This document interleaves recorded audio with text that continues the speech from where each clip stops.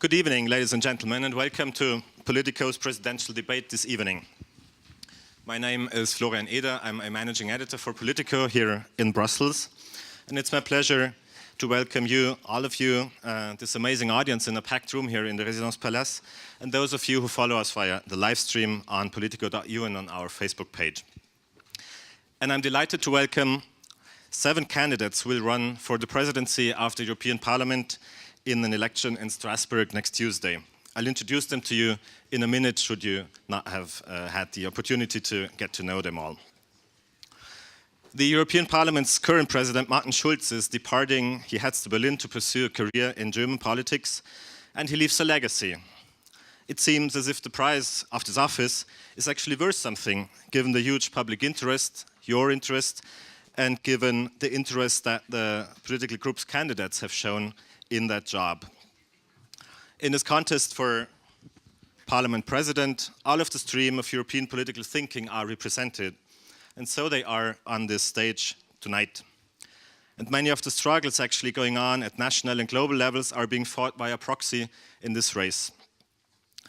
The challenges to the European Parliament, the challenges that the European Parliament faces are common to many parliaments in our globalized and digitized society, probably with the added layer of being a further step removed from the people they represent.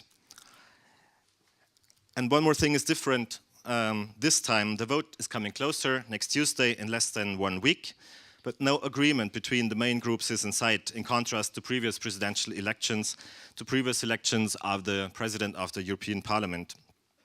Whether this is a sign that politics are well and alive in Brussels, or a risk to the stability of the EU's Parliament, that's for you to decide here in this room, and for our candidates, hopefully, to debate. 1 week before the January 17 plenary vote, Politico's European Parliament presidential debate will give you the opportunity to hear from the contenders on how they view the role of the president, their top priorities should they become elected, of course, and how they plan to tackle Europe's most pressing issues. I'm very much looking forward to this debate. Just some housekeeping before, and I would need this seat for myself in 2 minutes, please. That was serious.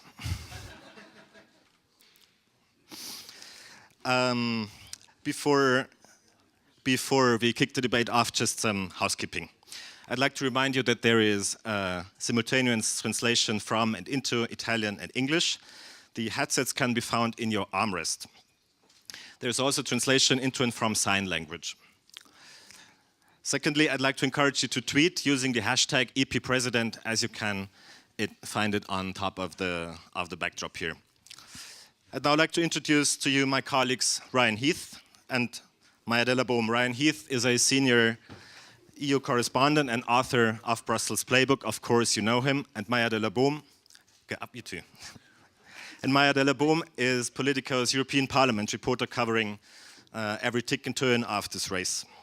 They will moderate this evening's event. And before I'll hand over to Maya and Ryan, let me introduce the participants in order of the size of their political groups in the European Parliament.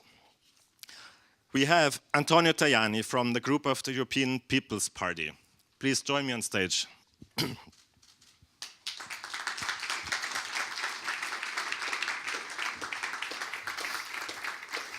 Gianni Pittella from the group of the Progressive Alliance of Socialists and Democrats.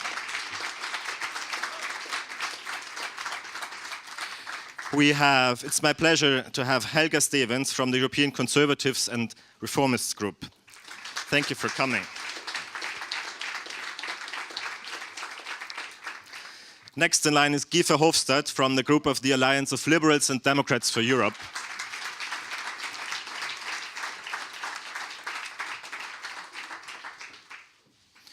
Eleonora Forenza is from the confederal group of the European United Left, Nordic Green Left. Welcome on stage.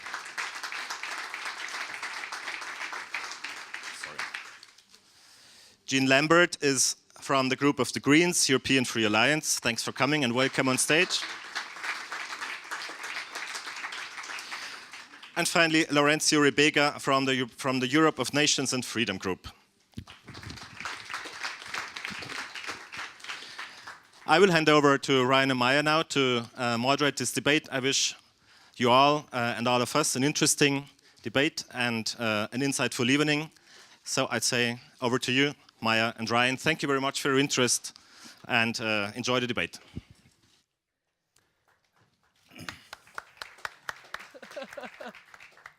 Thank you, Florian, and good evening, candidates. Tonight, with 7 candidates speaking 3 languages, we're in for an exciting but a complicated debate.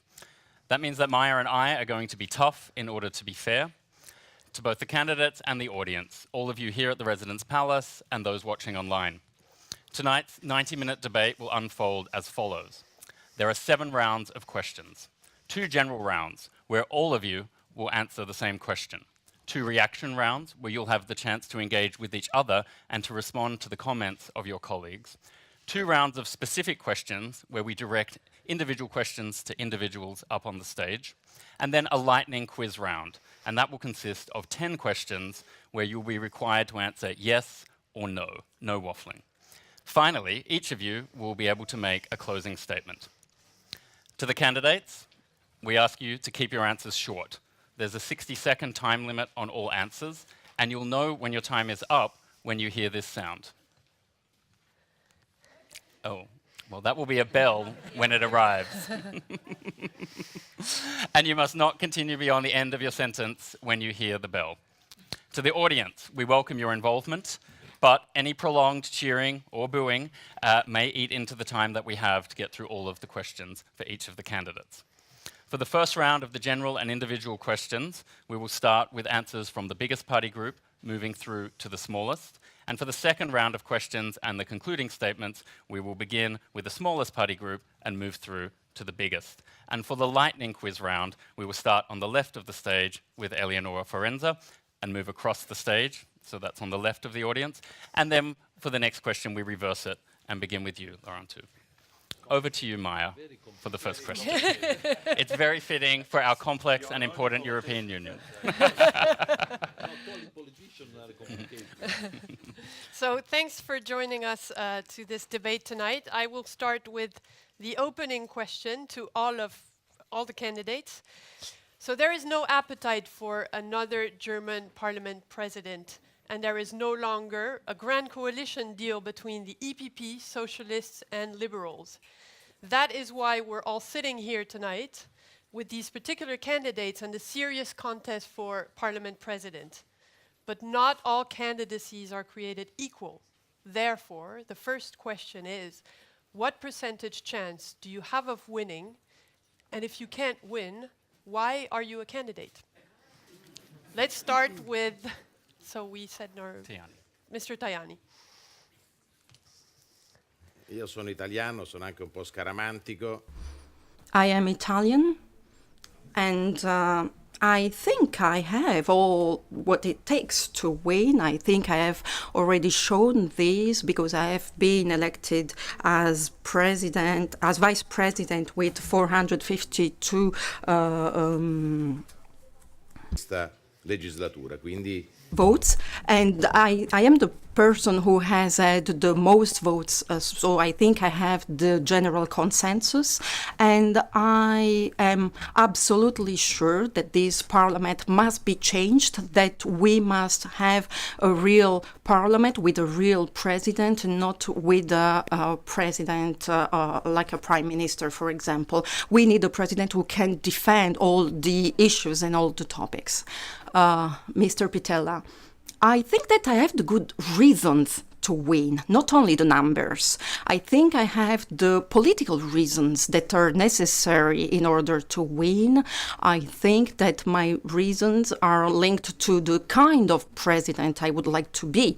A president who is a guarantor for all parliamentarians, for all political groups. I want to be a president who puts the parliament at the center and who makes the parliament the very center center of the political European debate. I want to be a president who is transparent, who makes all processes transparent, and who makes the possibility of including women, young people, elder people in our life. So I am ready to face the big challenges that we have to face, from the lack of jobs to immigration, from climate change to terrorism, and so on.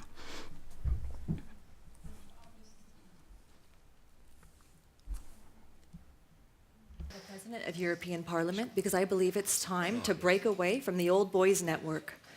We can look and see where the situation that we're in Europe today. We can see the crises in terms of the migration crisis, the financial and economic crisis. And this has been the result of the old boys network. 5 men from a small amount of countries have been running the EU for the last several years, and it's time to break away from that. We need a new plan, and that's why I'm running. It's time for a new face in Parliament, for fresh ideas. Now, I'm aware that I'm from the third largest group, but I have shown that I'm able to bring people together, I'm able to unite people, and I believe that many people, many MEPs will vote for me. And what's important is that the MEPs are representing their citizens. This is the whole purpose, the whole function of our being here. I'm not here for myself, I'm not here for my group, I'm here for the citizens.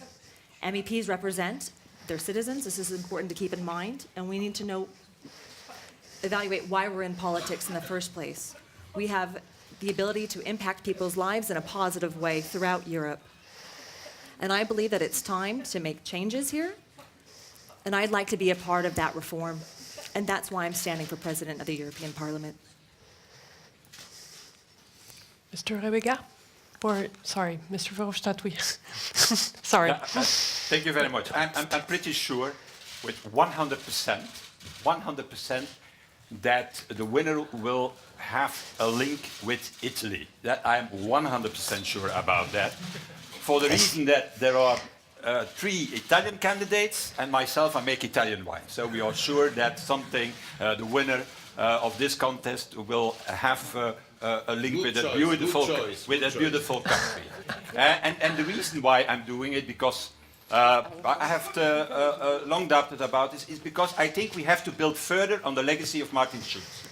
And it's not true, in my opinion, that we have to go back to a president sharing the speaking time and doing some other stuff, protocol stuff. No, we need a president of the parliament who will continue really to gather the pro-European forces in this parliament and will try to build up a more integrated union, because the council shall not help us in that.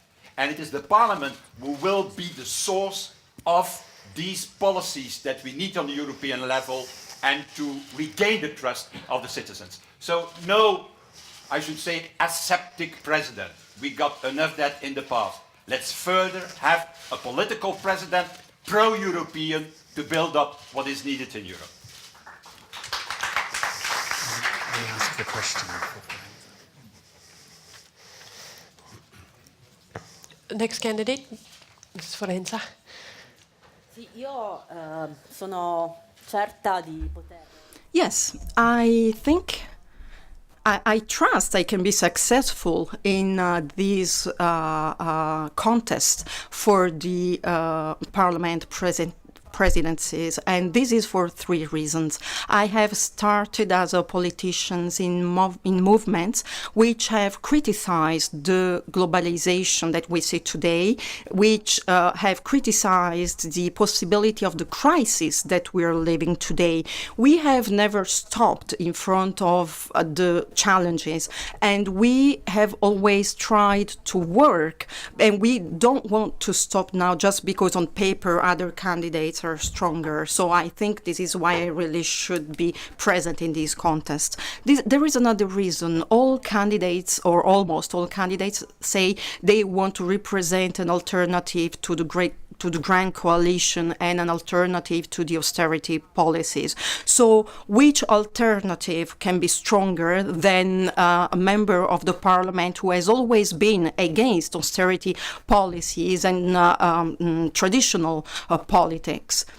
There is another reason why I think I can make it. It's because I am a woman and I am a feminist, and I think this is very important. And why are you a candidate? Well, I think it's pretty clear that in today's politics, results are extremely unexpected, and you can never be sure who's going to be winning. And what's crystal clear is that if you don't stand, you certainly have no chance of winning. So we're standing as Greens. I'm standing as somebody who has Brussels experience, but I'm not Brussels bubble. I still have very strong links to civil society organisations, grassroots struggles, as well as actually experience representing the Parliament already in terms of the international delegation that I chair. And I think we need to see whether Parliament itself wants to change, whether Parliament itself wants to become more transparent, whether it wants to become more independent of Council and Commission, whether we're really willing to exercise the powers that we have rather than leave them dormant at the moment. And I think that we need as a Parliament to be projecting a really strong voice internationally to try and separate ourselves out from Council, Commission. We're directly elected, we should be the voice of the people, and we need that to be a strong voice. And that's why I'm standing. Mr. Rebega, please. This is very clear. We are not discussing here about chances. We are discussing here about democracy. We are discussing here about the policy. And we are running because we are believing us, and we are running because we all know that the democratic race is about candidates. And we are quite sure that as long as we can rise the points, we can rise the debates around the subjects which is preoccupied all European citizens, I think it is our chance. I think it is our possibility to deliver a very good example, and I think we can improve the decision which can be made by other competitors, and in the same times we can improve the decision which should go directly to the citizen. So yeah, there is not a race about the chances. Thank you, Mr. Rebega. Thank you all. So now we move into a reaction round where you get to engage with each other. Now, I might get the ball rolling by pointing it back to you, Mr. Tajani, as you spoke first. Helga Stevens said that you're part of an old boys network. I think she might have included some of the other people on the stage in that reference, and that you shouldn't get another go at the job.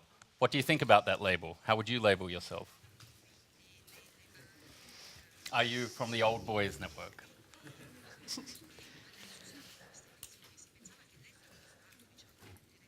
It doesn't exist in Italian, apparently.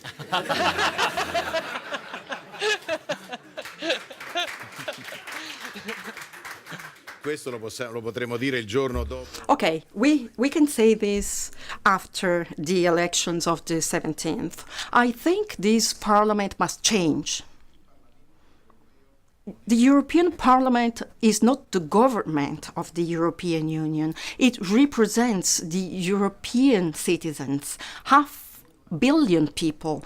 We do not need, once more, to have a strong president. What we need is a solid president, a strong parliament. The problem is not to protect the image of the president. The problem is to protect all members of the European Parliament, all political groups, because they represent the European people. When I am facing the Commission and the Council, then I can present the Parliament position, taking into account the position of the minorities. And this is the most important thing to do, to protect everyone. It's now you, Mr. Patella. Io non sarò forte, sarò fortissimo. I will not be strong. I will be very strong. I will be extremely strong. I will be able to bring with me, with enthusiasm and passion, an institution which deserves to be in the center of the attention. My dear Guy, we are not bureaucrats. We are not aseptics. We are not neutral. We are able to interpret the political role, but without a pre-created constitution, a pre-created coalition, because we must. The time of the grand coalition is over. We must create a new political season, a new political way of doing things, being the warrant of the political. About a more integrated union and a political president. How do you react to that? Io credo che siano stati... I think we have done many progress, and if we stop, this means we are in a too dangerous position. We need to go forward, we need to make progress, but we do not need an Europe which takes into account only small things. We need an Europe that gives a real voice to the citizens, that can react on international situations. And if we don't do this, we will be left apart, and our citizens will be left apart too. I think we need a more political president. I think politics is obviously part of it. But what are the politics that you're going to project? The European Union has very strong values, which are there in its treaty. It has strong values about democracy, about human rights, about, the sort of future society we want. We're very poor at delivering on it. And I think that's a very big concern, of course, to a lot of people within the European Union.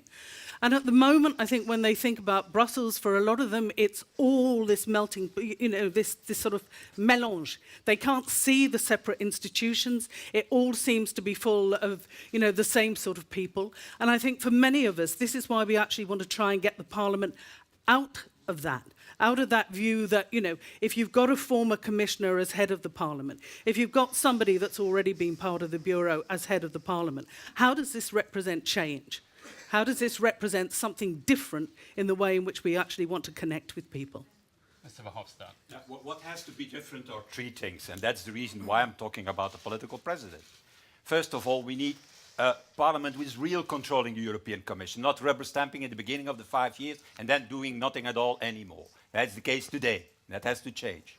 And the second is full budgetary powers. We are the only parliament in the world who has nothing to say about income. How you can be a real parliament if you can have not a say on the income of the European Union. That exists nowhere. And then three, we have no full inquiry rights. So the reason why I'm speaking about the political president is that this president needs to push forward these changes. Spinelli started the European Parliament, but never the work was completely done. And the member states don't want that the work is completely done. So there will be a need for a power shift in the coming 2.5 years from the Council, who is mainly defending only his own national interest, to a bolder European Parliament defending the interest of the European citizens. And we are the only who can do that. Therefore, we need a political president. And I find it very strange that you say, a president, we are in politics, but he cannot be political. It's like saying the Pope cannot be Catholic or something like that. Mrs. Stevens. Mrs. Stevens, Mr. Verhofstadt wants to accumulate more powers for a stronger parliament. You have some Eurosceptics within your ranks, in your political grouping. Would you agree with his view of the parliament, or do you have a different vision? No, of course, the president of the European Parliament needs to be political. Parliament is a political body. We are directly elected by our citizens, and so as members of the European Parliament, we do need to be political. However, at the same time, if we want to have a conversation about shift of power from the Council to the European Parliament, then we need to change the treaties. And this is my simple answer to that question. The member states, are they willing to change the treaties? And this is the major question. This is not something that we get to decide. Now, we can encourage this, and if I am elected president of the European Parliament, and my parliament, the MEPs, say that we need to go back to council and relook at these treaties, then that's what I will stand for. I see the position as president as the voice of parliament, and that would be the role that I would carry out. I would be the face and the representative of parliament. So I would defend what the Parliament's wishes are vis-à-vis the Council. But at the end of the day, it's going to be the Council's decision on how to change the treaties. And that's my simple answer. We can start a convention. The Parliament can do that. So you're in favor of a convention? Yeah, it's maybe a good question to ask to everybody. Yes. Everybody wants a hands up. convention. Who on the stage supports amendment to the EU treaties? One question, please. Vorrei essere molto chiaro e capire. I would like to be very clear and understand if some of the candidates here are for a president who is political. Of course, the president is a political role, but a political a president that defends the entire safeguards, upholds the interests of the parliament is one thing, and a president that upholds the interests of their own party is a different matter. I believe that the president should be beyond partisan interests and should, on the contrary, be defending the interests of all European citizens. Lorenzo or Mr. Rebega, do you have anything to add? Yeah. I would like to say that I do not understand why being skeptical is perceived as a sin. Because if we are thinking far, far away behind us, the French philosopher Descartes said that I doubt, therefore I exist. So all these European debates, all this civilization, all this European civilization was creating and building up on skepticism. So, in my opinion, we need first of all to understand where we are now, which kind of Europe we want to lead, why this Europe is now in this position, why we are not a leader. And all we must understand if we want to be the most important, powerful power in the world, we must act like this. And we are not acting like this. But you need a union for that, don't you, Mr. Rebega? I agree with you. But the union, it's stronger if we have a strong nation states cooperating, not dominated.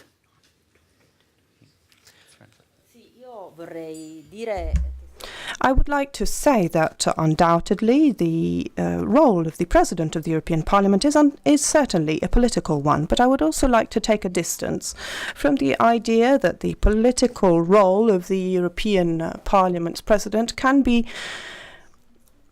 done as President Schulz did. For instance, I would like to recall when he intervened heavily in the campaign and referendum debate when the Greek people expressed themselves in favour or against, so during the referendum. I believe that the President of the European Parliament should not intervene in this instance, as MEP Verhofstadt said as well, that the Parliament should represent the majority of the European Parliament. I believe that the President of the European Parliament should work so that parliamentarian institutions have more power in their relationship with the Commission and with the Council, particularly so that the European Parliament is not a place for representation, but also a way to represent citizens directly. To the first round of specific questions, and the first question is for you, Mr. Tajani. We'll ask you two at a time and then move to the next candidate. So, Mr. Tajani, why is there a tightly contested election? There was a deal between the EPP, Socialists and Liberals, and you should be the president. Isn't that correct?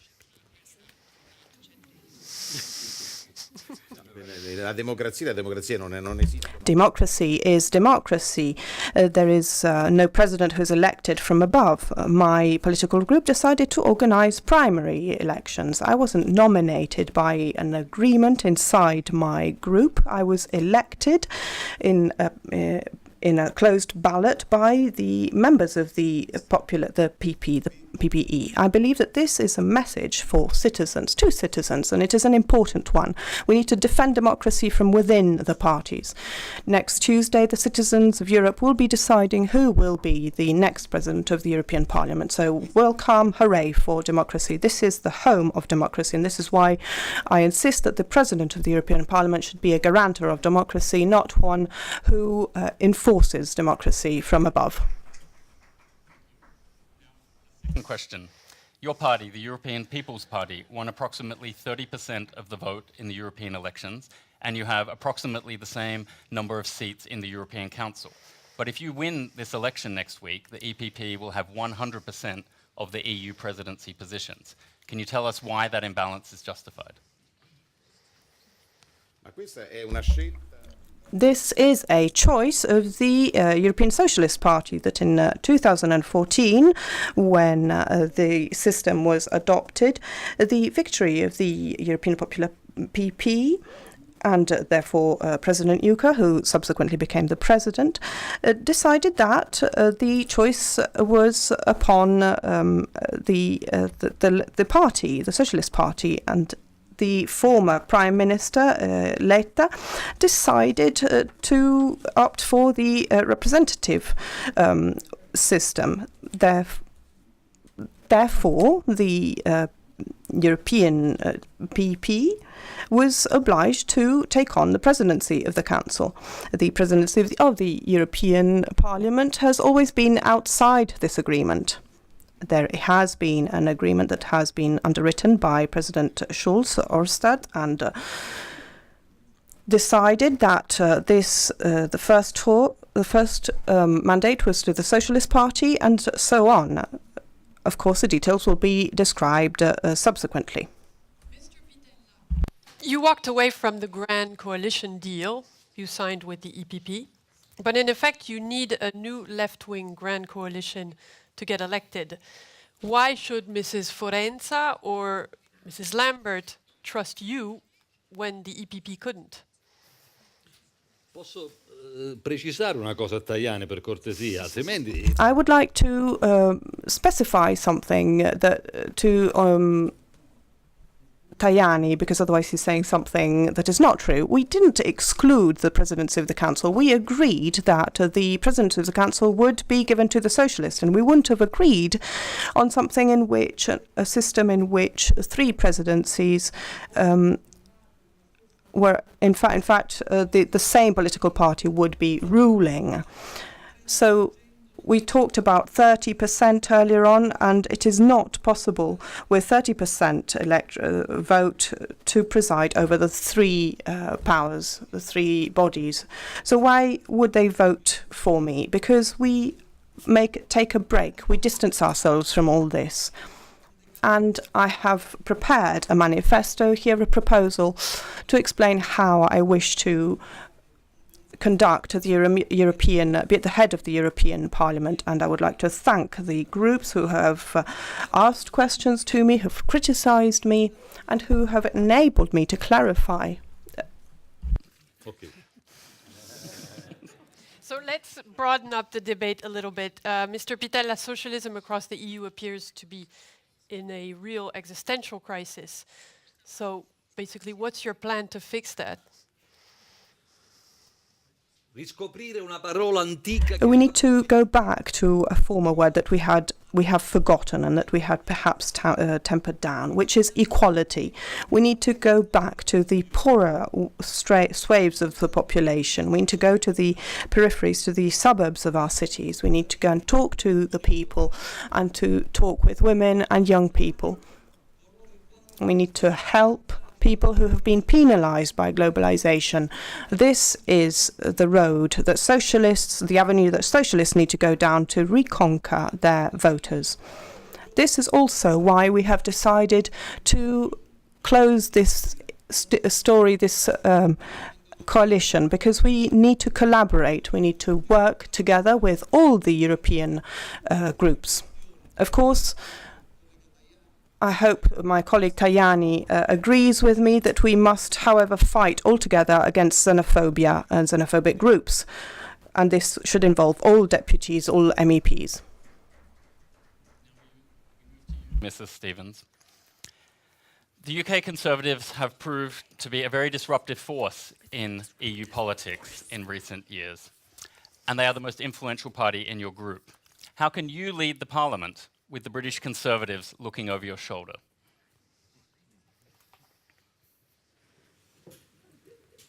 Oh, I don't see that as a problem. If I were to become the president of the European Parliament, I would see myself as the president for the entire Parliament, for all of the MEPs, every 751 of the MEPs. That's my view on the role of the presidency. And again, that's quite simple. I am the candidate for my for the group, ECR, but they put me forward as the potential president for the entire Parliament, and that's been very clear.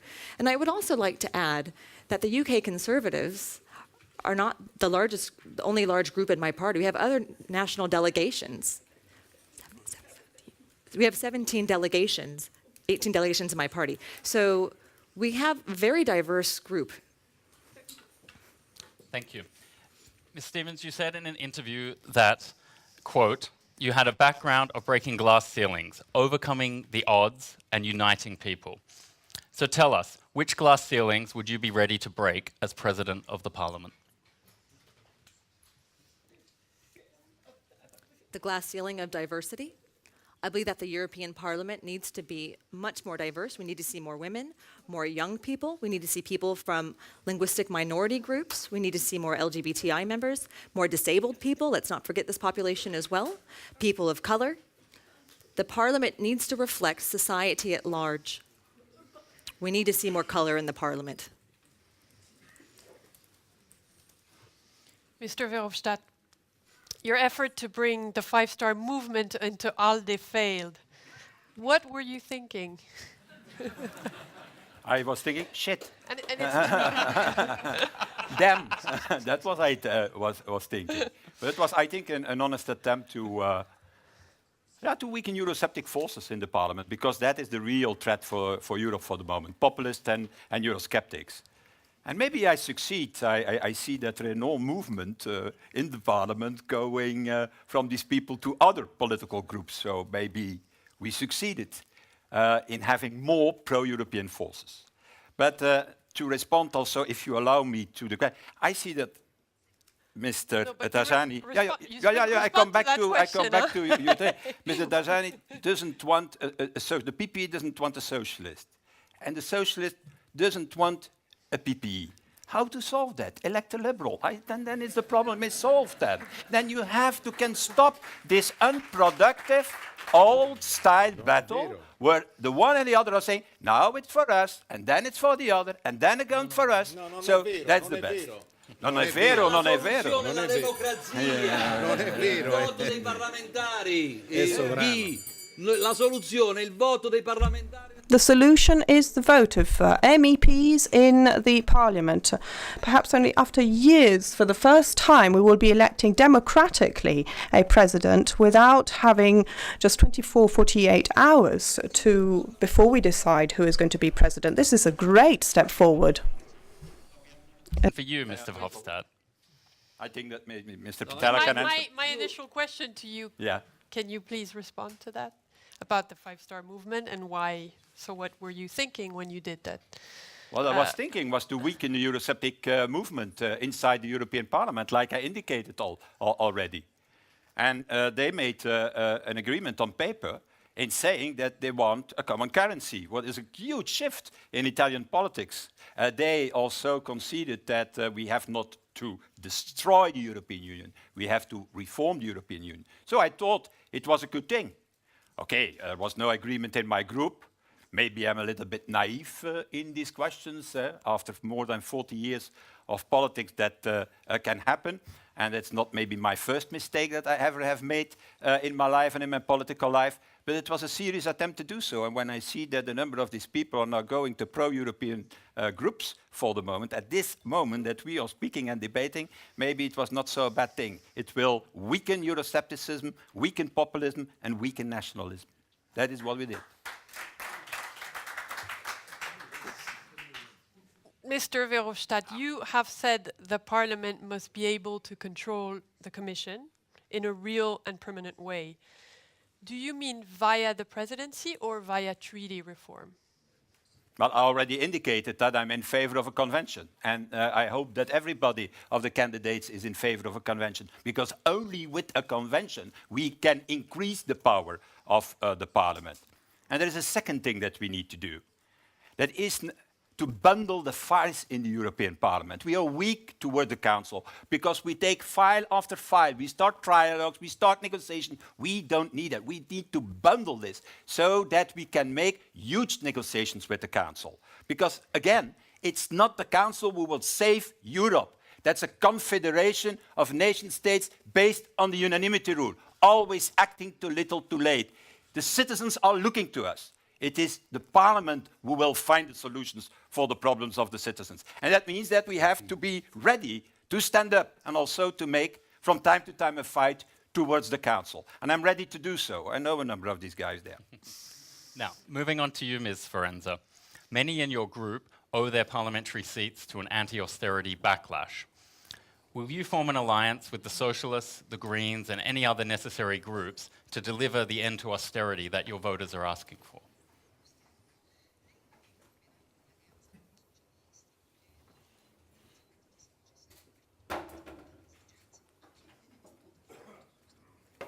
Guardi, mi faccia in... Well, first of all, I would like to say to Mr. Verhofstadt concerning the five-star movement that trying to weaken the Eurosceptic group has weakened his credibility as a candidate for the European Parliament presidency, because I think that the pro-Europe attitude of the five-star movement has lasted probably less than 24 hours, and now they're more going to the far-right parties. So it has nourished more Euroscepticism than pro-European politics. So now I would like to answer and say that I think our group cannot be based on what is just said around, but we must be based on what happens concretely, what really happens. I sometimes love when I hear about grand coalition, it's just about sharing the tasks. I think grand coalition must mean that we all work together. So far, it has not been like that. The only thing that has been done was that austerity policies have been created in Europe, and that was all that has been done. In the elections. So what would Mr. Tajani do if Mr. Verhofstadt is not one that you'd consider? What would Mr. Tajani need to offer you for the Green Left group to support him for president?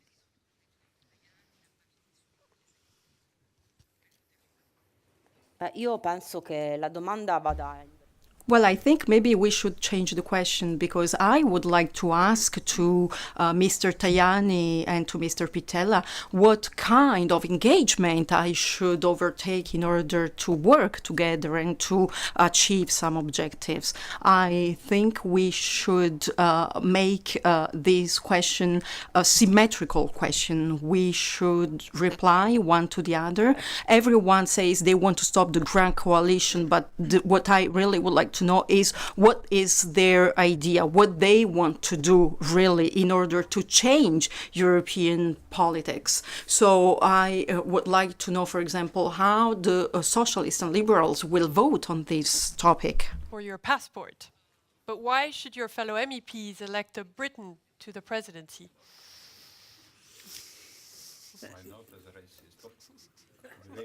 Remark. It's not. It's xenophobic, actually. Potentially, but it's not. I think that that question has been raised by some in the Parliament. Many others have actually said that it's a candidacy that they welcome, because apart from anything else, it's actually saying that the European Parliament is not in punishment mode towards the UK in terms of the decision that the people of the UK took.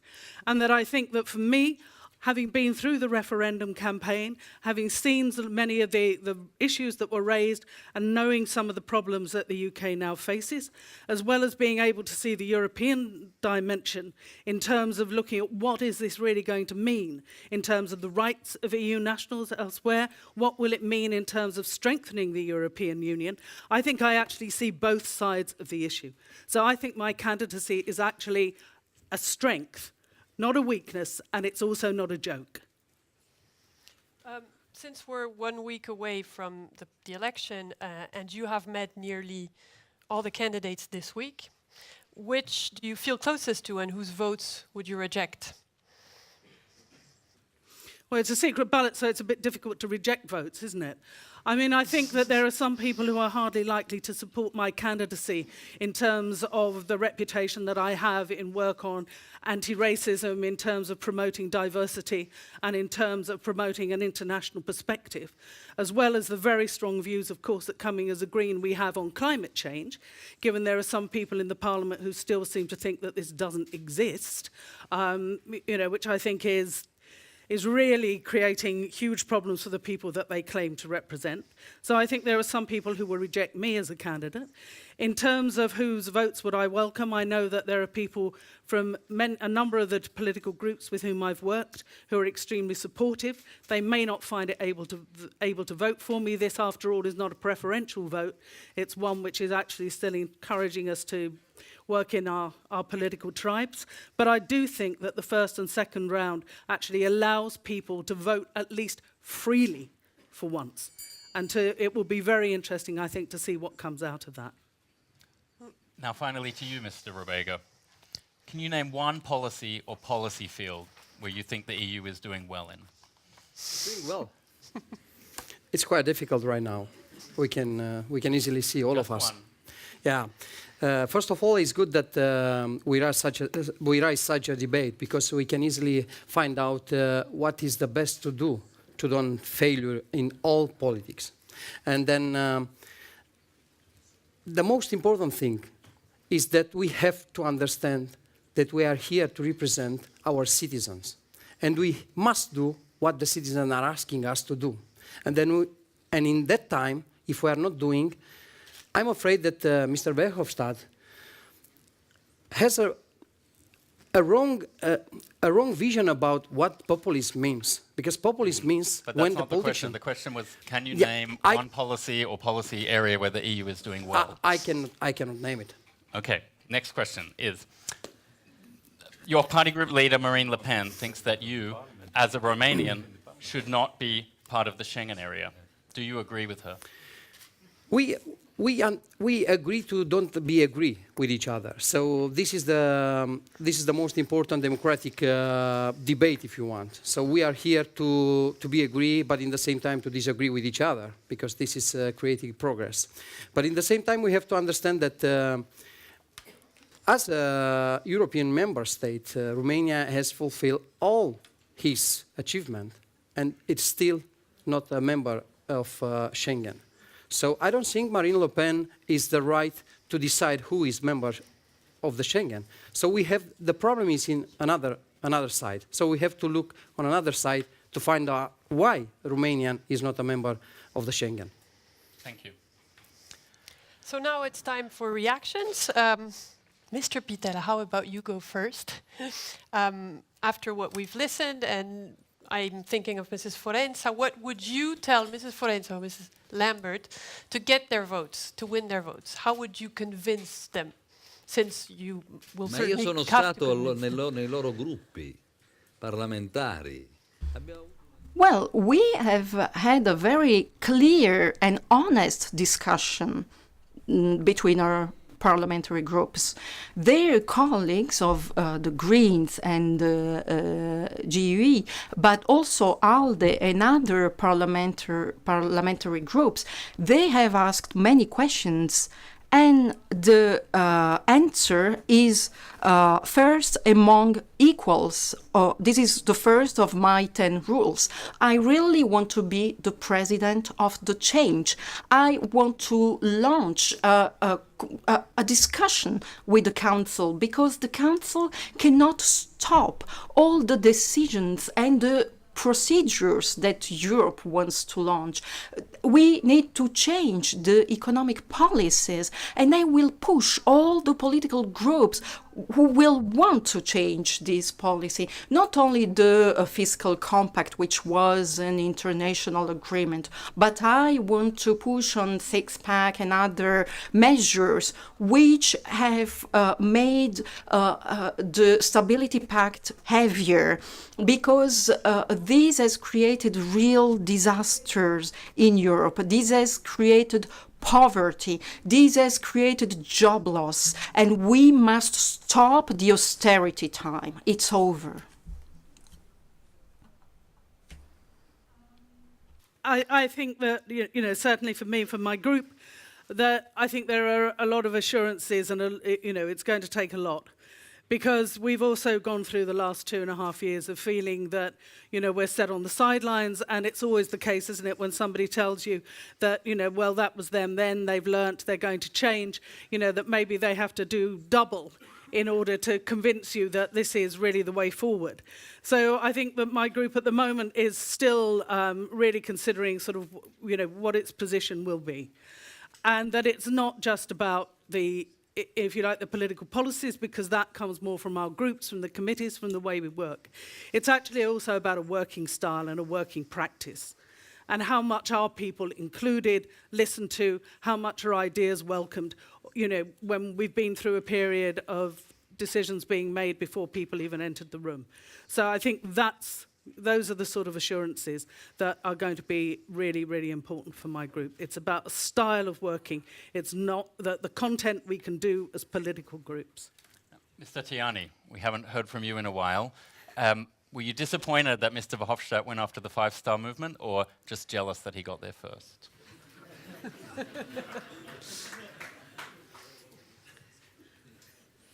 È una scelta che riguarda il gruppo dell'Alde. Well, this is a choice that concerns ALDE group.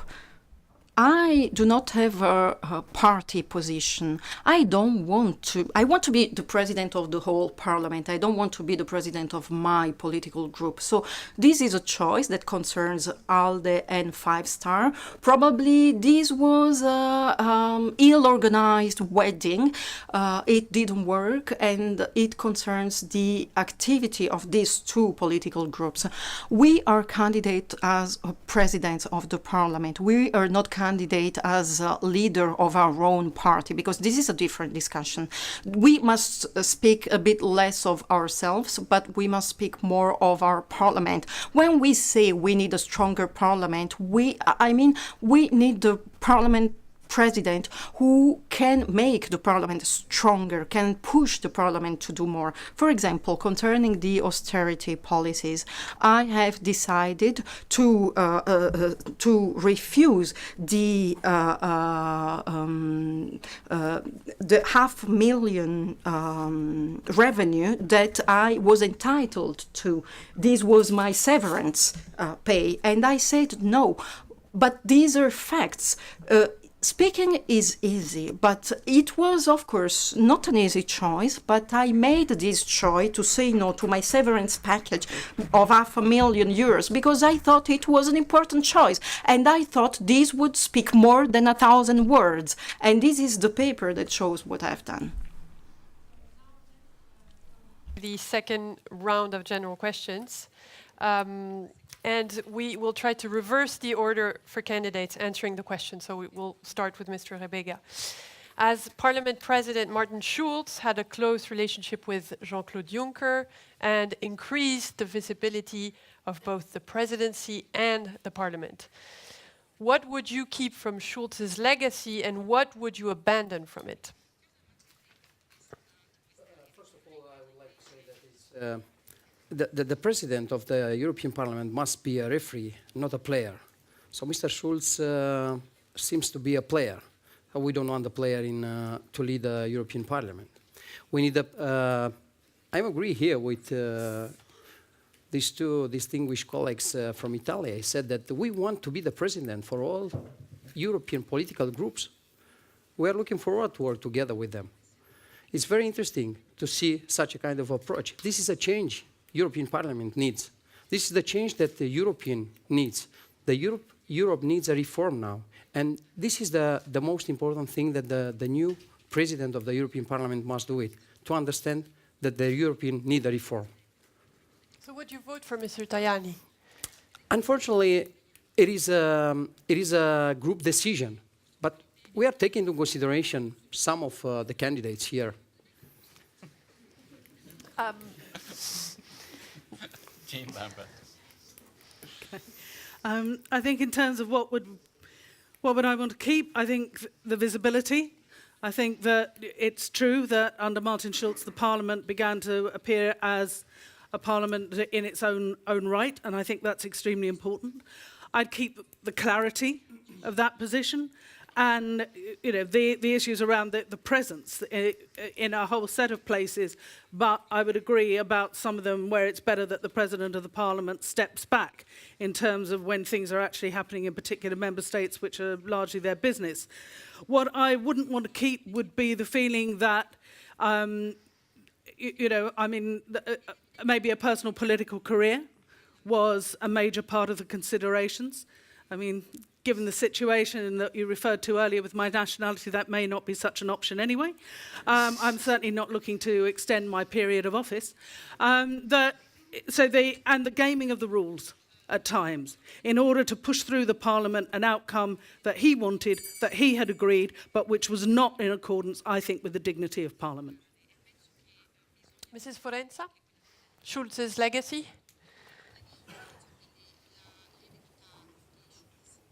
L'eredità di Schulz.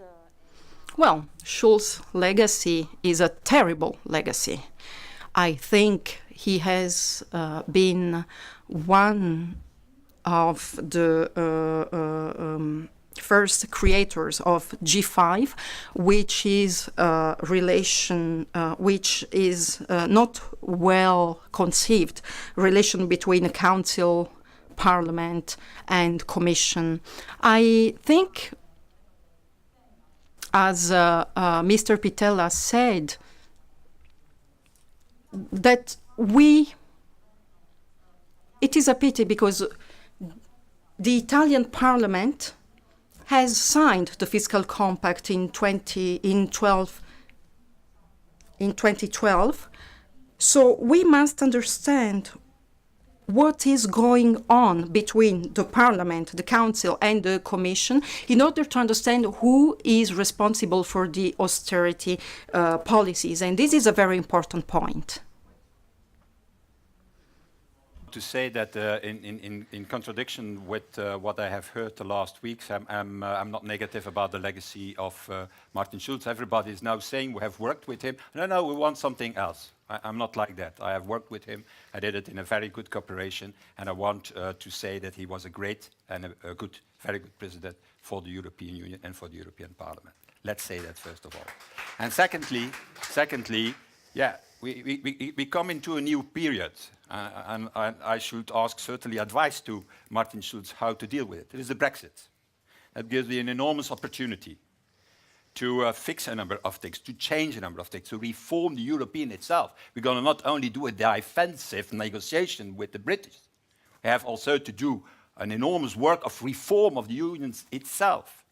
And there the Parliament has to play a key role. And I think what is absolutely key in that we stop inside the House, what we call, some of you know it, the fight between the Conference of Presidents and the committee chairs, the committee and the bureau, and etc., etc. No, there has to be one goal. There has to be one also action of that European Parliament.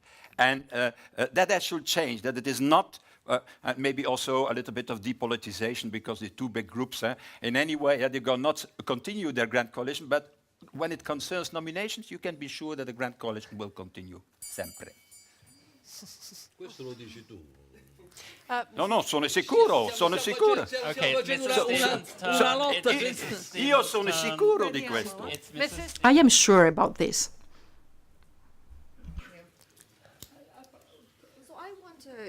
Give my praise to Schulz for increasing the visibility of Parliament, and that's been really imperative. As I've said before, the European Parliament is the only directly elected body at the institutional level. And so I really congratulate him for the work that he's done in setting up the European Parliament vis-à-vis the Council and the Commission. At the same time, Schulz is leaving a divisive Parliament when he leaves because of this Grand Coalition. If you look at the numbers of the Grand Coalition, they only represent 300 million citizens. We've got 200 million other citizens that haven't been included. They've been excluded, in fact. If I were to become president of the European Parliament, I would unite Parliament to make sure that they are completely able to represent all 500 million European citizens, and that's my view. And just to add here, as Guy Verhofstadt has said, in terms of the treaties, I don't think that that's the priority at the moment. We have so many problems that people are worried about at home. We should be focused on solving these problems. Thank you. Mr. Pitella. Io confermo quello che ho sempre sostenuto. I would like to confirm what I have always said concerning my friend Martin Schulz. He has made the authority of the European Parliament stronger. He maybe as no one has done in the last years. But what I would like to say is that this has happened through a structure, which is the Grand Coalition, which used a different way of working. This is not a problem of who is in charge of what. It is a problem of methods. For example, the G3, the G5, the pre-meetings before the Conference of Presidents. This is something that I would not like to have as a legacy. The strength and the authority of Mr. Schulz is something that we need to follow and we need to keep. But the structure that he has used is not in line with the work that we want to do. If I have the honor of receiving enough votes, I don't want to work with a pre-decided coalition. I don't want to have the G3, the G5, the pre-meetings. I want to work with everyone. And finally to you, Mr. Tajani. Io ho l'impressione che qui stiamo facendo. I am under the impression that we're debating here not amongst candidates to the presidency of the European Parliament, but amongst the Council and other bodies. The President of the European Parliament must defend the Parliament. The European Parliament is a parliament where there are no majorities or minorities. Of course, there have been political agreements in the past, but the Parliament today, in the current situation, must be sovereign. The President of the Parliament, in talks with the Council and the Commission, will have to speak with empowerment. We're not talking about self-centeredness and self-righteousness. We wish to have a parliament that is not at the service of the president of the European Parliament itself, and I know there have been some very good presidents, and Perting was an excellent president, and there have been many more. Schulz was another one. I was his vice president, so I strongly commend his work, but I do believe that we need to change tack now. You just said, if you want to go back to being a Speaker of the House, how can you try to increase the visibility of the Parliament? I mean, Schulz, his merit has been to be more than the Speaker of the House. So how could you combine being just the person coordinating the sessions and making this place more political, more visible, more...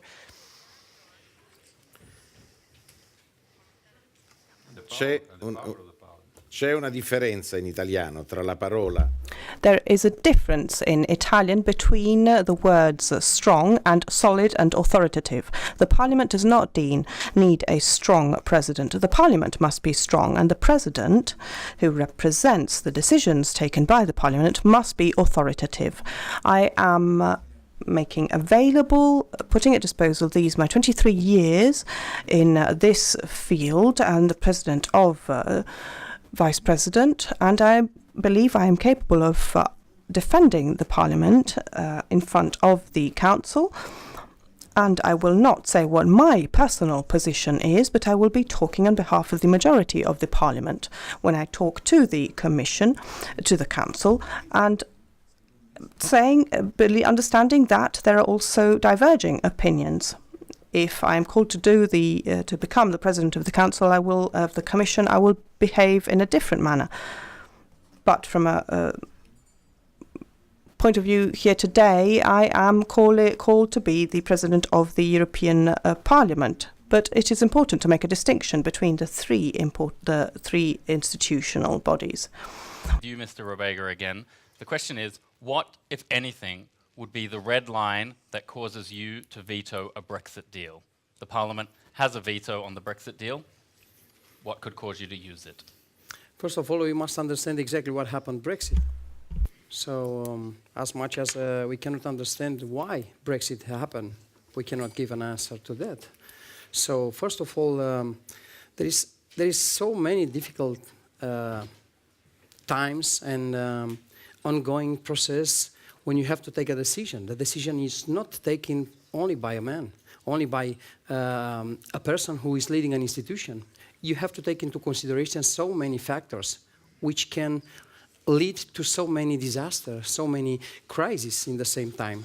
So we have to be careful when we are discussing about this. But first, getting back to what I have said, we must understand why Brexit was happened, and why it is like this. It seems that we cannot understand now, and we are still going in the same wrong direction. We need. But would you veto a deal? Is it quite difficult to answer on it? Okay, well, time is up. So, next, it's Jean Lambert. Well, let's say, first of all, that it's not my purpose in standing for the presidency of the Parliament to veto Brexit deals. But in terms of whether there's any single issue that would certainly make me consider that very strongly, it would be if I felt that deal was not actually defending the rights of EU nationals, their historic rights in terms of their social security, all of those sort of things. For me, that would be really, really important, because that affects EU nationals currently who are also British nationals, as well as those coming, whether it's Romania, Poland, France, Spain, wherever else. That would be something that, I wouldn't want to see those rights set aside. Ms. Forenza. Sì, per noi we believe that one point that we would not renounce, that we could just have to put our foot down, is the respect of fundamental human rights. We can't negotiate something that puts an end to free circulation of people and goods, and that, on the other hand, as I said, limits the liberty of people to move around. We believe that this is essential. We have always stood for a more inclusive approach in the European Parliament, so there is a broader debate in order to pinpoint the responsibilities when it comes to debating these matters. This has not been the case so far, and we believe that this is also another point that we strongly criticise. And I am speaking on behalf of my entire group, as the battle that has been done for the Irish people in Sinn Féin, so that the Brexit deal doesn't overcome the entire situation.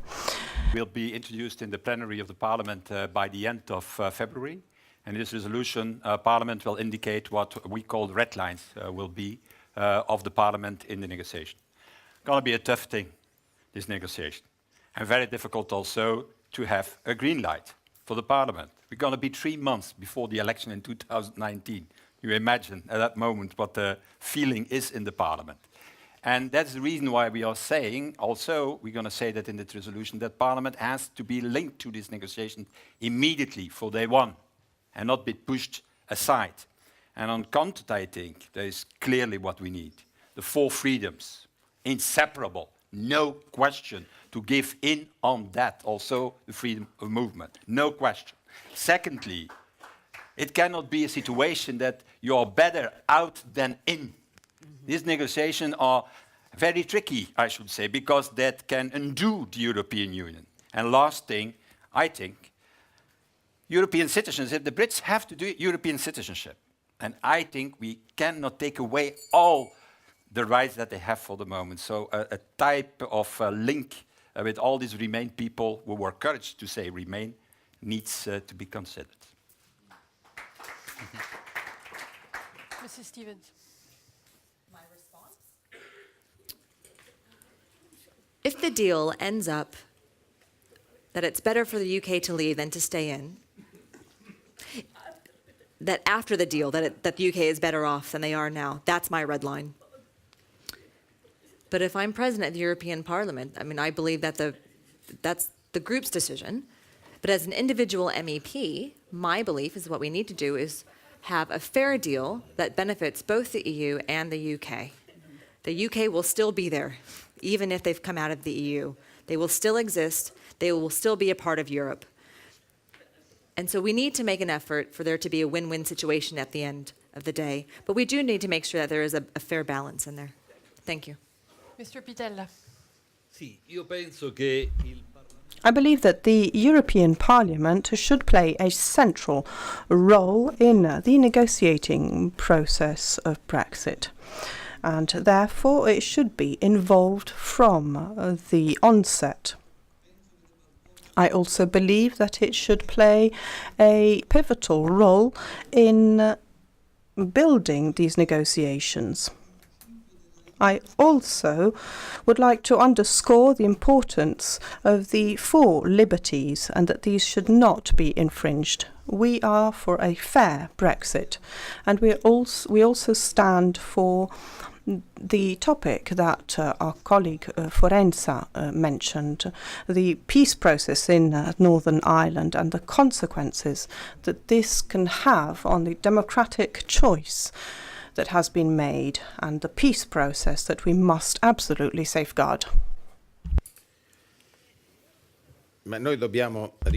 We must recall that the negotiator is the European Commission. The Parliament nowadays has a consultative role. I believe that this role needs to be strengthened. The objective should be to find a solution to Brexit in a timely manner, so before 2019. We have to wait for the request from the UK government and then work together. The European Parliament has identified in our colleague Verhofstadt the interlocutor who will be representing the Parliament in this phase, he has considerable experience and knows full well what the topics are. He is appreciated and supported by many, but he won't be the only architect of these negotiations. He will be the spokesperson for the decisions made by the Parliament, and the role played by the Commission is also equally important. I believe that Verhofstadt will be to Brexit what the President of the European Parliament will be to the Commission. Which means that you will answer to our questions only by yes or no. We don't want any answers other than yes or no. And we will start with you, Mrs. Forenza. And then we move on to other candidates across the stage. So, Mrs. Forenza, would you agree to have a televised trilogue negotiation? Yes or no?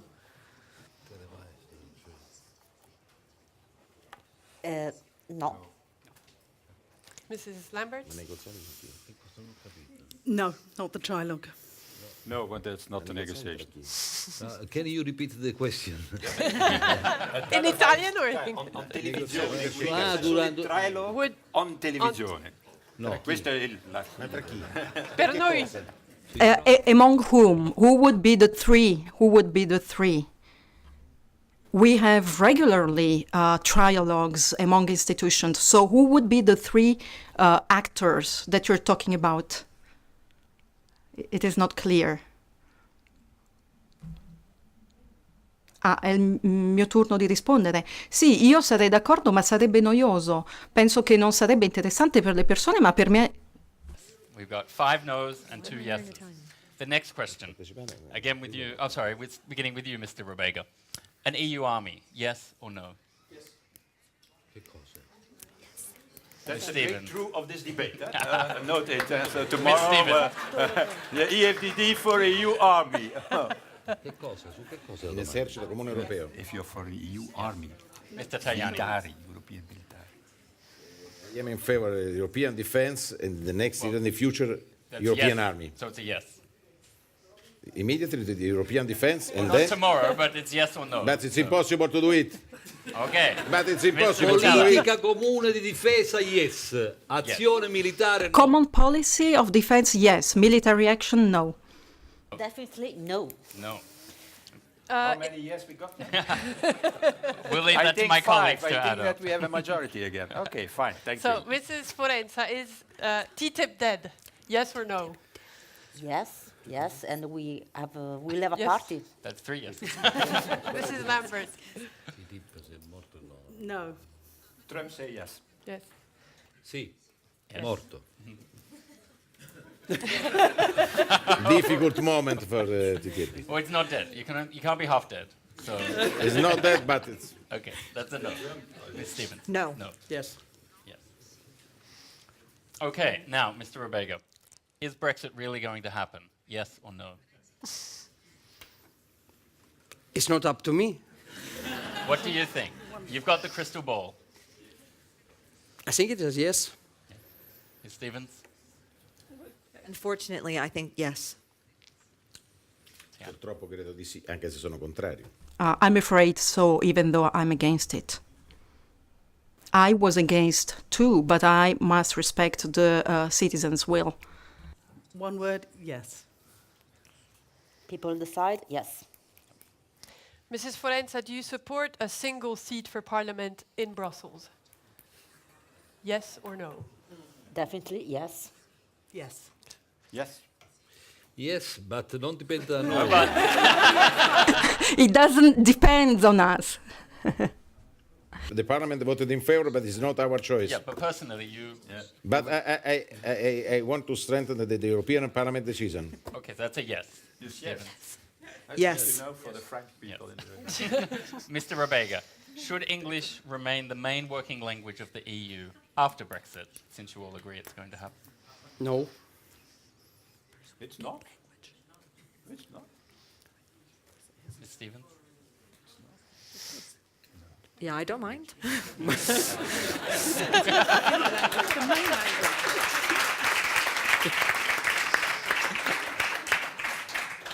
Mr. Tajani?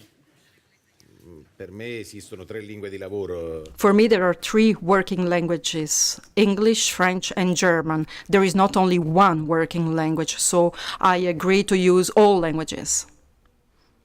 I have the same position. I agree. So the answer is yes.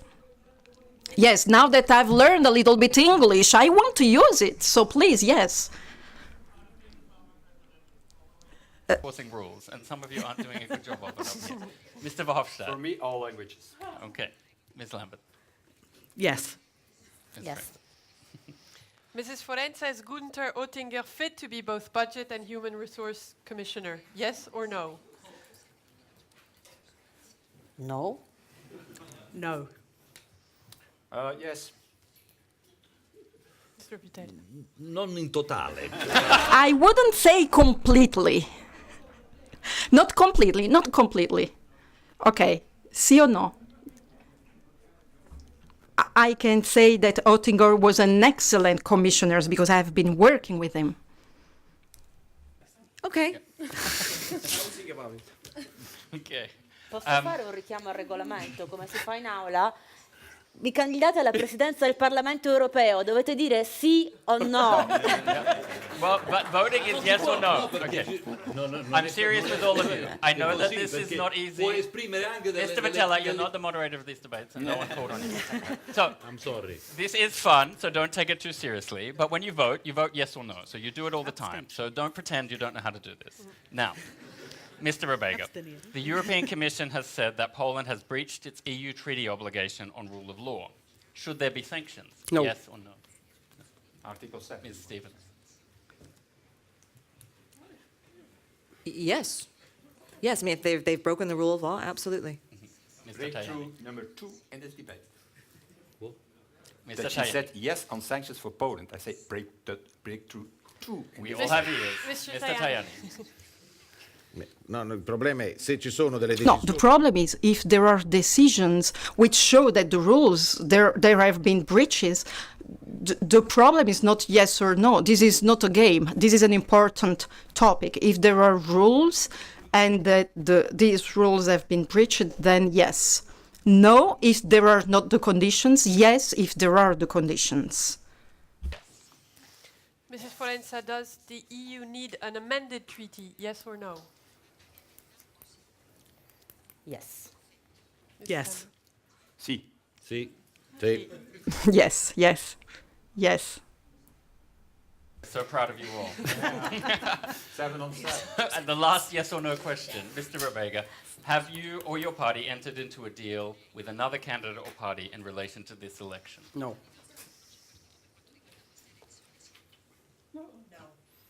No. No. No. No. Until now. Wow.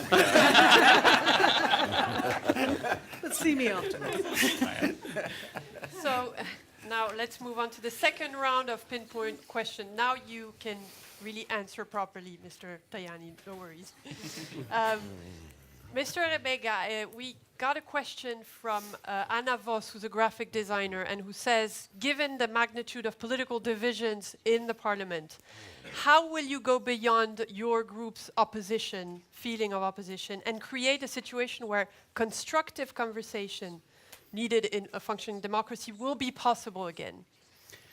We already have done this.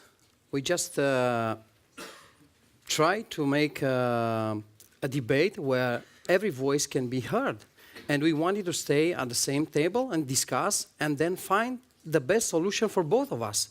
The policy means debates, means consensus if it is possible, or if it is not, compromises. But compromises should reach the best solution for everyone. Next, Ms. Lambert. What's the most effective message that you have used as an MEP to bridge the gap between the EU institutions and the citizens they serve? It's difficult to tell what's effective, isn't it?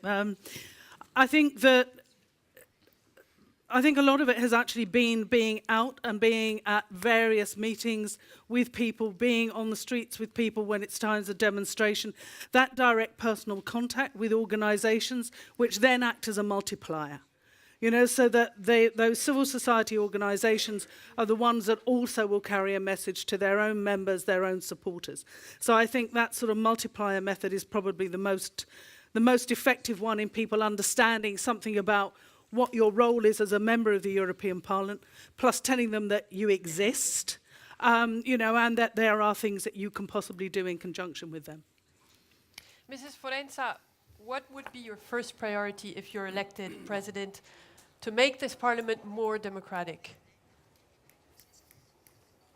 Io penso che sia importante, lo dicevo. I believe that it is important, and I was saying this earlier, that there is a feminist as a president of the European Parliament, because I believe that the empowerment for women is essential in Europe in order to make the European Parliament more functional, and we need to make gender issues more important.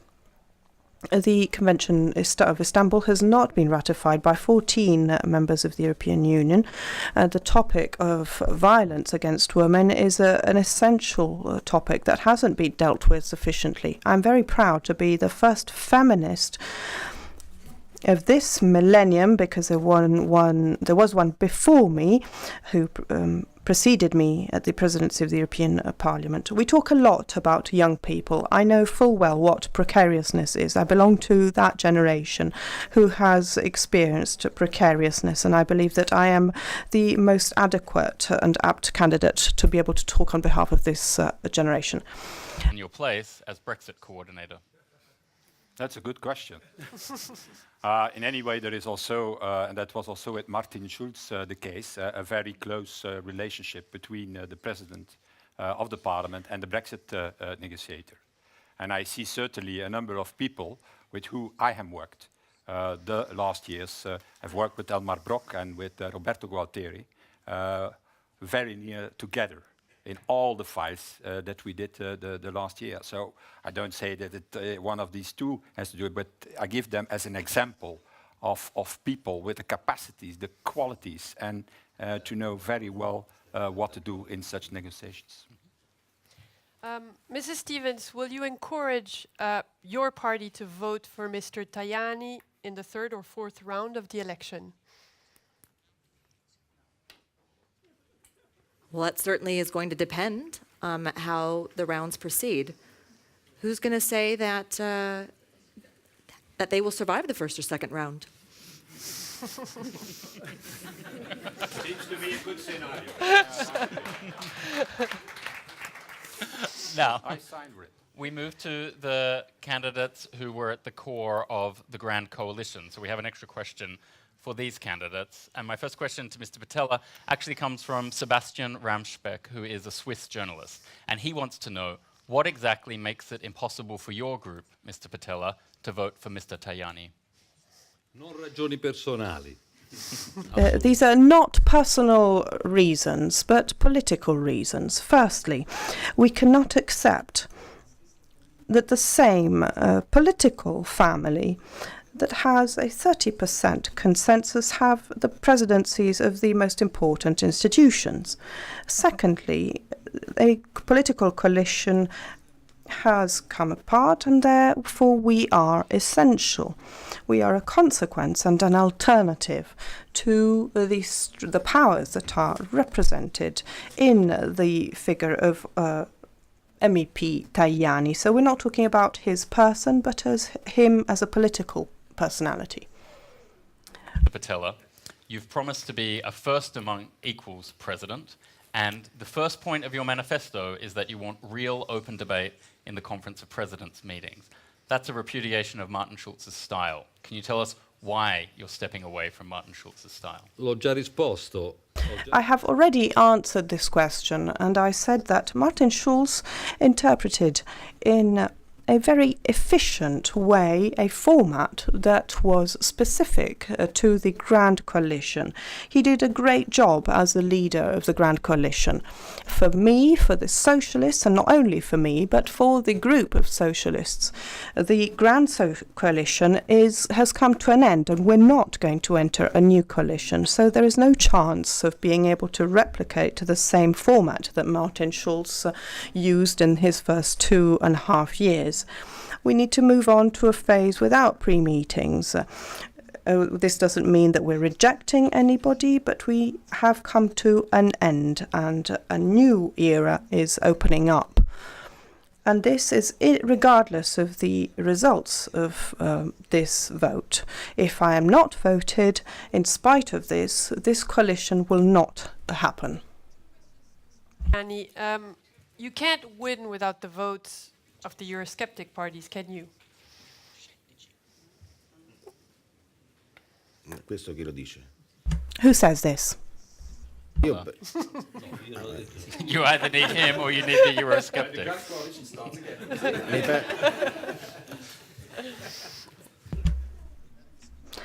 I believe that we win with the votes of MEPs. Colleague Salvini has said today that I'm not his favourite candidate, but with I have proved that I was elected with 452 votes, and therefore I certainly was voted by more people than President Schulz. So there is a consensus on me as a political figure, and also as a president of a parliament that is strong, and I can certainly be a president who doesn't have an overweening ego. Back together again. In questo momento mi pare. Currently, I believe this is very difficult. The Socialist Party has decided not to respect any agreements, and I have to repeat this. The Socialist Party could very well have taken on the presidency of the Council. They rejected it, perhaps because they had some issues inside politics, but nobody imposed upon the Socialist Party to call upon another representative. They have decided to go down another avenue. We will now see what happens, and I hope that on the many topics, social policies, reforms that need to be done, the programme has been decided by the Parliament with the Council. My idea, my programme is to find an agreement between the various bodies. There are a series of points that need to be realised, that need to be carried out between the end of the year, and it is not up to the President to decide this, but it is up to the President to make the programme to ensure that it is that it comes to fruition. When it comes to the points of the interinstitutional agreement, I will be very happy to ratify, to agree upon it. It's time to move to concluding statements. We'll start with you, Mr. Rebega. Yeah, so it's very clear that the European Parliament is the only institution whose members are elected directly by the citizens. So therefore, the Parliament is the most legitimate institution of the EU. So in any case, the future of the Union will be decided through the European Parliament. The role of the Parliament is going to be essential. Therefore, the President of this House, from now on, will have to fulfill the requirements of such a demanding position. We must be aware that the new international challenges require a deep reform of the Union. Our political group and myself are not looking to abolish European Union, but we cannot accept to lose our national identity. We believe that a strong European Union can be built only based on strong nation states. This is the union that I am standing up for. Jean Lambert, tell us why this election matters and why you're the best person to be president. Well, what I want, as many have said, is to be the Parliament to be a strong voice in the world, but I want it to be a strong voice on democracy, on human rights, on solidarity, and on environmental progress. And I think we're facing a very uncertain political landscape at the moment, and therefore it's really important that we project those values because they are significantly under attack. But I think we can't just do this outside the European Parliament. We need to make sure that our own house in order as well. I think as a Parliament we need to be more transparent, more independent, to ensure that we are inclusive, whether that's in terms of civil society or in terms of greater diversity, and that we are socially responsible ourselves as a European Parliament. And I want to be a voice for the Parliament, not just for my group or for myself, because I believe that as a Parliament, we're stronger when we work together to promote those European values of human rights, democracy, environmental progress and solidarity. Values which the world, I believe, needs now more than ever. Thank you. Eleonora Forenza. For my generation, the European Union is a nightmare made of precariousness, unemployment. I wish for the European Union project to be a dream again, as Altiero Spinelli thought of it. I think that this is essential and possible to build a Europe that is different. I believe that the key word in the European project is self-determination, which means freedom, equality for women, men and peoples. I also believe that we should build a democracy that is a real one, tantamount to democracy and to freedom and to an end to austerity policies. I don't have experience in the European Parliament, but I do have 20 years' experience in the fight against conflicts and injustice. I don't want the European Parliament to become a no-go zone for European citizens. I wish it to become a real place, a place where people can truly be represented in a real democracy, which is the only real alternative to populism, the populism that austerity measures have fomented. Everybody's talking about change, cambiamento. And then they are saying, well, vote for one of each other, like we have done the last decades. If in the Parliament we want real change, and we need real change, then I think it's necessary to go outside the classical division of power as we have seen. And secondly, we need to elect somebody who is ready to complete the work of Spinelli. Altiero Spinelli has in fact created this parliament. Already in the 50s, it was the idea to create the parliament. It didn't succeed. In '79, we succeeded, thanks to him. But work is not finished. And it's certainly not finished in the time of today, where it's still the council, with their national interest, who are dominating it. So it will be a huge fight in the coming 2.5 years to change that. And that is what I want to do. And the only thing what I'm going to miss is my place on number 11, in the middle, in the center of the plenary, shouting to Mr. Farage. That's the only thing what I'm going to miss. This is Stevens. Helga Stevens.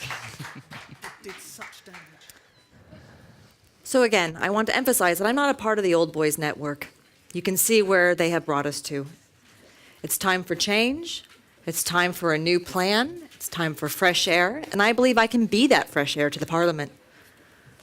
I have a history of bringing people together, and you will not be seeing any backroom deals with me. We need to focus on the issues that people are concerned about, and politics is about serving our citizens. We should be working for their service, in their service. European Parliament finally has an option to choose from 7 candidates. That's amazing. And without any deals, you now can MEPs will now be able to choose who they think is best suited for that job. And I'm sure that they will choose well. Thank you. Mr. Pitella.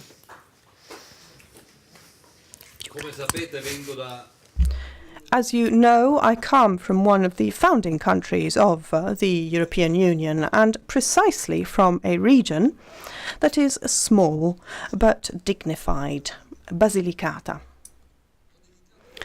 I have dedicated my entire life to politics, and I am enamored with Europe, with its ideals and fundamental values, and I wish to serve these ideals.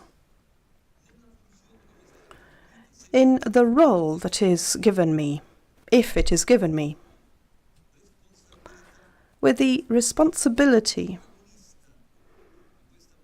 of being a protagonist, a leader in the fight that Europe is waging. I wish to uphold these values for a parliament that aims to relaunch and uphold the European values and respond to the challenges that European citizens are facing. If we work together, Europe will win. Europe is our identity. It is our history. It is not only the European Union. Europe is democracy. It is freedom. The European Parliament was mentioned before Altiero Spinelli. It was talked about by the enlightened people centuries ago, so it is part of our history. Europe can not only be banks, domestic markets. Europe is way more than this. Europe is the only reality in the world where the identity of people is safeguarded and where there is no death penalty. I believe that this is an essential point that we must underscore. The Parliament must be the place where these values are upholded. It must legislate well, it must legislate quickly, and it will be my role, if I am elected as President of the European Parliament, to uphold these rights and to make sure that the Parliament is the home of democracy and where the rights of European citizens are safeguarded.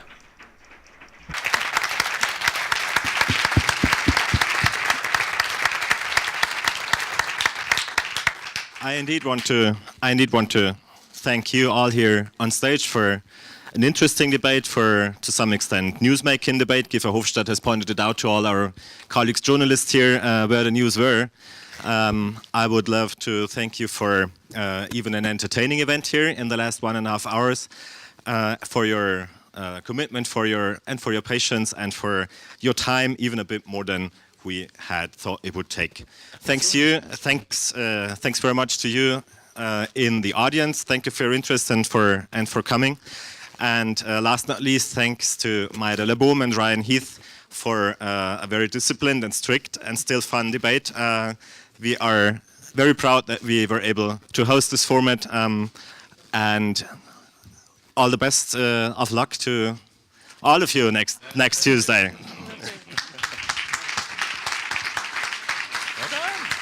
I have one more thing to say.